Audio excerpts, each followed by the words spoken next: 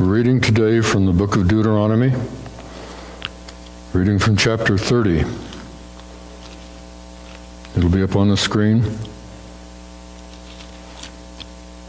Deuteronomy chapter 30, verses 11 through 20. Before I read, let me just share a couple of other things, things that were forgotten. We have quit sending out the monthly newsletter by mail, and those copies, you can pick up a copy on the way out by the doors. When you go out today, be sure and pick those up. Reading from Deuteronomy chapter 30. Listen carefully to the reading of God's Word, beginning at verse 11.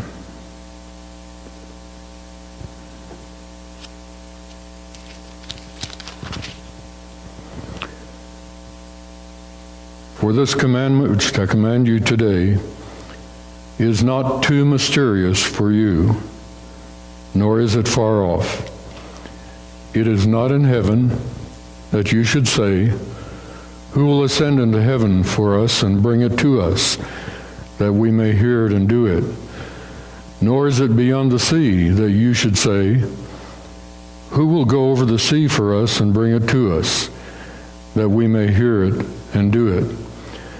But the word is very near you, in your mouth and in your heart, that you may do it. See, I have set before you today life and good, death and evil. In that I command you today to love the Lord your God, to walk in his ways, and to keep his commandments, his statutes, and his judgments, that you may live and multiply. And the Lord your God will bless you in the land which you go to possess. But if your heart turns away, so that you do not hear and are drawn away and worship other gods and serve them, I announce to you today that you shall surely perish.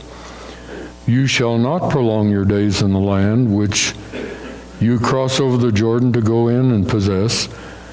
I call heaven and earth as witnesses today against you, that I have set before you life and death, blessing and cursing. Therefore choose life, that both you and your descendants may live, that you may love the Lord your God, that you may obey his voice, and that you may cling to him, for he is your life and the length of your days, that you may dwell in the land which the Lord swore to your fathers, to Abraham, Isaac, and Jacob, to give them. And God will bless his word to our hearts.